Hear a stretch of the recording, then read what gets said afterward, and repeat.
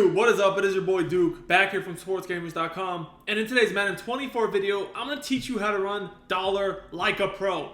Dollar is the best defense in the game right now. It's what all the pros are using, and I'm actually playing against another content creator on YouTube. You might consider him a pro, Golden Mills, YouTube. He's a solid player, man. He's running the Jets tour on offense. And the Jets tour is essentially one of the most popular offenses in the game right now. It's the basically bunch and the bunch strong from the Jets playbook. It's really, really tough. So I'm going to run a lot of different defenses in this game. I'm going to run some man. I'm going to run some zone. I'm going to bring 4, 5, 6-man blitzes, a lot of different coverage adjustments. It's definitely going to be an in-depth video. So strap in and see how this stuff actually works against a good opponent. I'm not just going to sit in practice mode and cap at you like a lot of other people do that aren't even good at the game. We're going to show you how this stuff really, truly works. So right off the bat, man, you can see he's coming out of bunch. He's audibling to bunch strong. Now, bunch strong is notorious for that RPO alert screen. I'm mostly going to run a combo of 0 blitz, which is cover 0, spinner, another cover 0 blitz, cover 2, and cover 3. Now, when you're running dollar, you really want to make sure, as we just got rocket caught on, that your outside corners have the deep out zone KO. And the look you're going to give the offense every time is going to be the same. So I'm essentially going to pinch my defensive line and press my coverage on a base alignment. What this does, it basically disguises my coverage, so they're not sure. Am I playing man? Am I playing zone? Am I playing cover 2? Am I playing cover 3? Am I playing a combo? They never really know, and I'm going to always be bringing that left of screen linebacker up the A-gap, and I'm just as you guys can see there, and I'm going to also mix in bringing slot corners with different coverage adjustments behind it. Now, seeing that he's at the 2-3 yard line, I already know, okay, we gotta stop the run and take away the short passes. So what I do there is I go ahead and put my safeties in hook zones, put my corners in flats and blitz heavy. He comes back, tries to run the RPO, man the RPO up, and blitz the outside corner. He has to cut back up the middle, and we are able to make the tackle. And he looks like he's going for the same play again. I'm gonna run the same defense. We gotta stop. So that's one stop right away. But I'm telling you guys, we're going to show a lot of different defensive adjustments in this game, so make sure you stay tuned throughout the whole video. You're going to learn a lot more than you just saw just now. It's going to be a lot of high-level content. And if you like high-level Madden content like this, whether you like tips, gameplays, news, we got it all. I do daily Madden 24 videos on my channel, so make sure you subscribe, drop me a like, comment on the video. All the support with the comments and the likes especially really helps me continue to be able to provide this free content for you guys to help you get better at the game. Now, first play of the game, and he's in 4-3 even, right? I will tell you guys, he's going to run mostly dollar too on defense as well. So we'll take a look at how he runs dollar versus the way I run it. He runs it a lot differently than me, to be honest with you. But 4-3 even, I love playing against 4-3 even because I think it's really bad against the Jets playbook because the RPOs are just so hard to defend out of 4-3 even. And you saw an example like that.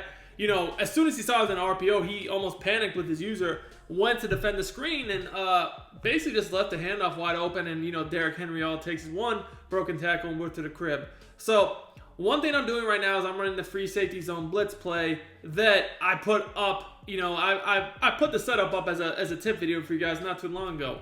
Now, you guys can see that's a cover 3 base. Now, I am doing a lot of different adjustments. I'm on baseline. My zone drops are on default.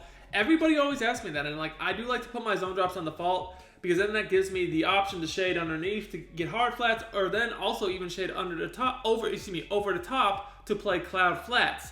And when you have tall slot corners, the mix in between a hard flat and a cloud flat backing up your slot corners is really nice. As you can see, I have Calvin Johnson and Tyreek Woolen as my slot corners. So that's going to make it really hard for him to throw, over the top of either of those, honestly, especially if a hard flat is going to crash down.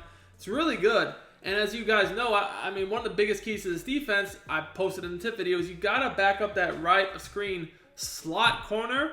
It's absolutely vital because that's what allows the A-gaps to come in against the slide protect right, which is what everybody's doing. Now, once, like I said, you're playing good players. They're not idiots, right? Eventually, they're going to get hit to, if you just run the same blitz all game. And that's why you're seeing that sometimes I'm running man with blitzing the left slot corner. Do you want to become a better Madden player and win more games? If so, check out my premium Madden strategy website, sportsgamers.com. I have built sportsgamers.com to provide you with the best Madden tips, Best Madden ebooks and schemes, all from the pros, at the lowest price possible. I have helped thousands upon thousands of Madden players improve their games, and I can help you as well. Our VIP Madden membership is our best offer yet. This membership will include all of our Madden ebooks all year long and hundreds of weekly Madden Vault tip updates to keep you ahead of the game. Click the link in the description and use coupon code DUKE for 10% off your order. Sometimes I'm running zone, sometimes I'm blitzing both of the slot corners. It just really makes it impossible to block. Now, he hit me in verticals right there. That's a really good play call. When he motioned him out, I probably should have been more aware that could have been verticals, but it's okay. You know, I'm making him work, which is all that I want.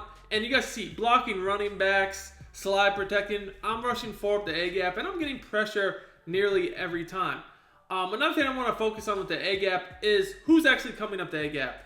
Obviously you want someone fast there, and I've had success with so many different players there, but I will say, if you could, because a lot of people are still using the big linebackers that have lurk artists, sometimes those guys, their player model is kind of big, it's big, right?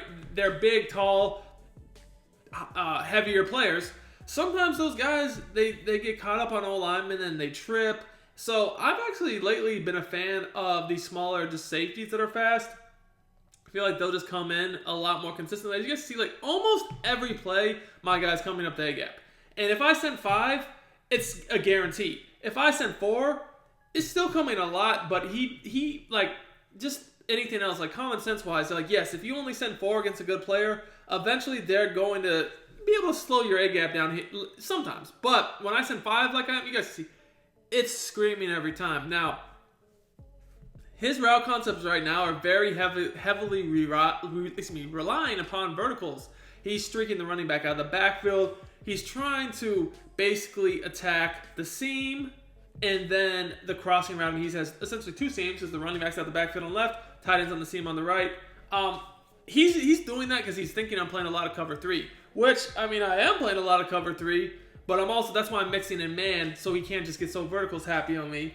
And, so far I'm doing a good job. Like I said, doing a pretty good job here. Sometimes even, you guys can see, I'm in cover 3 right now. However, I'm manning that tight end up, and he's not able to run the seam on me. But now, you can see, now he's mixing it up. Sometimes he's going on a out route. So now that I see that, the way I'll need to stop that is actually just use a hard flat over there.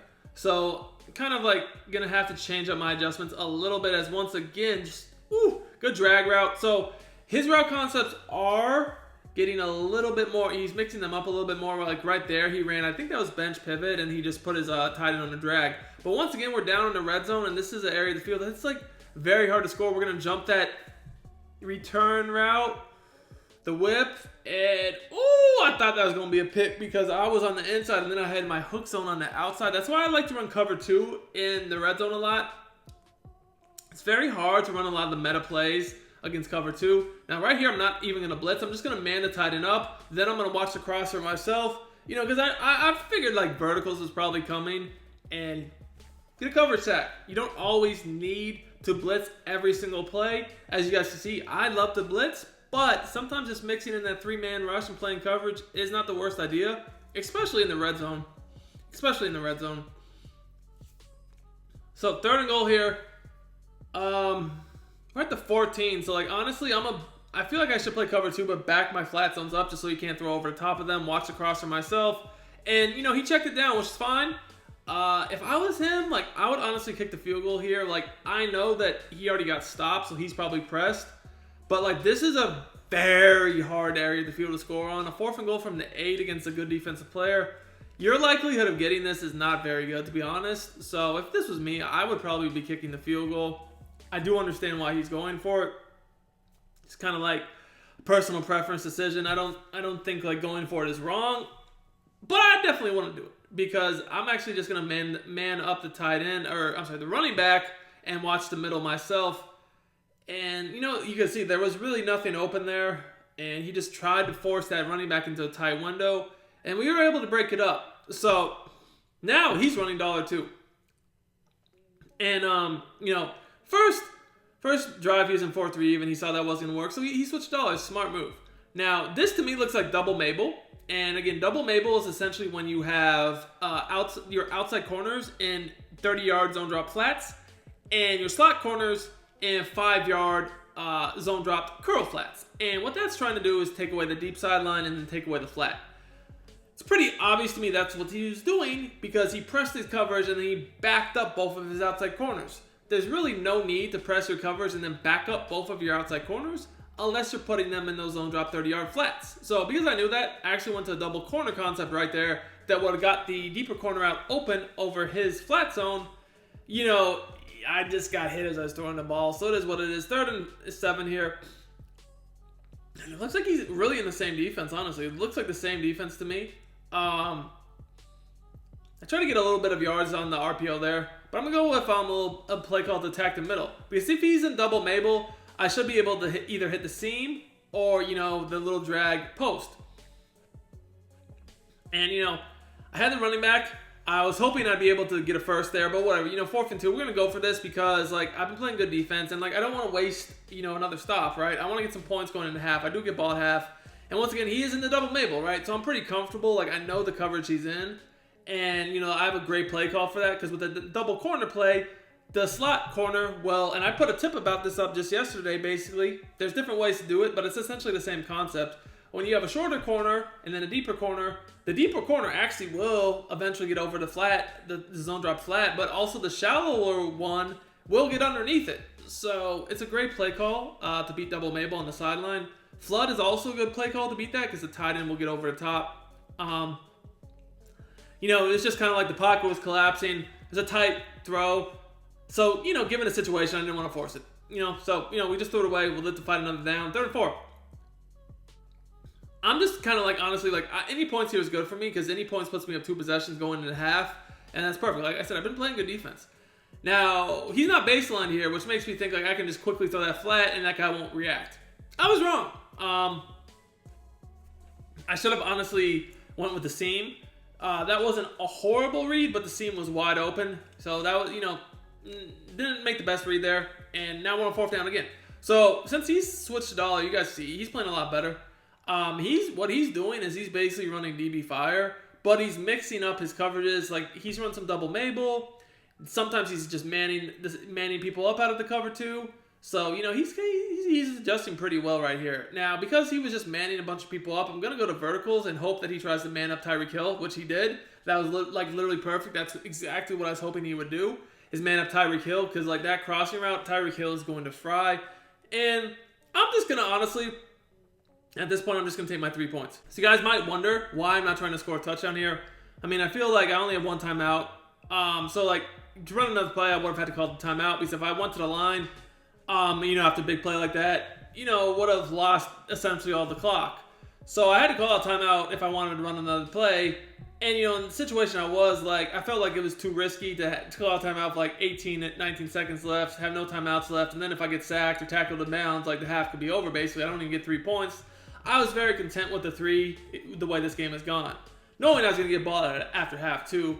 You know, because now, like, being up 2 scores with the ball in the second half, I can slow the game down. I can be methodical. I can run RPOs. I can run the ball, throw bubble screens, you know, pass the ball, like just do literally whatever I want. And as long as I come away with some points, he's like, honestly, he's going to have to press very hard on offense. Like he's going to have to play fast, which then, you know, again, only just more so plays in my hands. So once again, I see he's backing up his corners.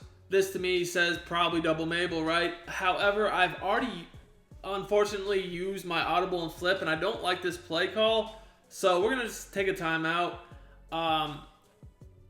He kind of changed his coverage to double Mabel as I was already audibling and flipping, so I couldn't audible again to the play I wanted. You know, like normally I wouldn't want to spend a timeout in the second half, like on something like that. I probably would have just called a play or even taken delay of game. But, you know, because I'm up 2 scores, like, I feel like this drive is so important here that I didn't want to risk a mistake, right? So I felt the timeout was worth it. Because if I can get a touchdown here, I put myself in such a good position, right? I felt it was worth it. So, again, like, I saw double Mabel. I went to the double corner play because, as you guys can see, that slot corner route will get open over the top. Now, he actually blitzed me here, which I did not expect. And I had the running back out of the backfield, but I was looking at the whip route, which he used. So I saw the running back late in the post. I tried to go to it late, but I just got hit as I was throwing. I really didn't expect him to blitz right there. That kind of caught me off guard, but that's all right. Now, like right here, him backing up the corner, like in the red zone like that when he knows I have that RPO is very questionable to me. I wasn't going to run the RPO, but as soon as I saw that, I was like, I mean, I have to now. Like, he's giving me a free 5, 6, 7 yards, right? One juke and I can score, which is exactly what happened. So, he's back on offense now, and I'm going to keep up with the same strategy, man. He's really been struggling right now to beat this defense. I've been running like he has no points, right? And even there, like you can see, like that's why I like this defense so much is like that could have been a KO. It was like this close away from being a KO. And again, like I'm just mixing up my coverages a lot. Now, anytime he's gone to this formation, he's audible to that RPO. So that's why I'm like, okay, like if he audibles to that formation, I'm just going man, so that if he does throw that RPO, my defender will be waiting for it right there just to easily break it up, and I can defend the run part of it myself. Now, generally, when he's motioned out this player right here, he's either run verticals or he's run an out route, corner out combo, just as he did there, and that out route has been killing me. It's probably been his most effective play. I gotta honestly, like when he does that, I need to start playing a hard flat over there. So that's been his best route combo, and when he does that from now on, I really should just probably play a hard flat over there because you guys can see like that is actually just killing the man. So that was a good play. That's a good play. Corner out dig has been his best play this game, so I need to recognize that, and when I see that, I need to start playing more so zone. Now he's going for 2 here, which I don't know why, to be honest, but hey, we'll it's okay. I'm honestly just gonna play cover 2 here. Shade down. See. Yeah, he tried to hit me with that whip route. We were ready for it, and oh, okay. Can we crib this? Hey, I'll take it. It looks like we could crib. Oh no, who was that? Gonzalez. Yeah, we should be able to. Oh no, here comes Hayward Bay too. I think we got it though. It's gonna be close. Hayward Bay's 97-inch speed, I believe. Woo! He got greedy right there. I mean, I guess he just assumed maybe there wouldn't be anyone over there on the other side of the field. I mean, he couldn't have seen who was there. I didn't even know who was there. So I guess he just took a chance, and like it honestly was not smart in my opinion because now you're down 13 and like a field goal puts me up 16. So I don't like that decision. I don't think there was much of a point of that, but it's just trying to make something happen. I've been using Derrick Henry hardly at all this game, but if he's going to play in dollar, like honestly, I probably should use him more because, Derrick Henry, like he's going to break the first tackle nearly every play, right? And in dollar, break the first tackle, you might score a touchdown. But I'm going to try to save him for when I really need him. Archer's good. Like he's good out of the backfield. He's got a good juke. I don't mind Archer at all. Let's see what he does. Oh, see, he went again with this cover 2 man up. He's been trying to press Tyreek Hill a lot, which I did notice. So I just sent him deep here, and I was wondering if he was a man him up. He did. To the Caribbean. Let's go. Oh, we up out of here, man. GG's, man.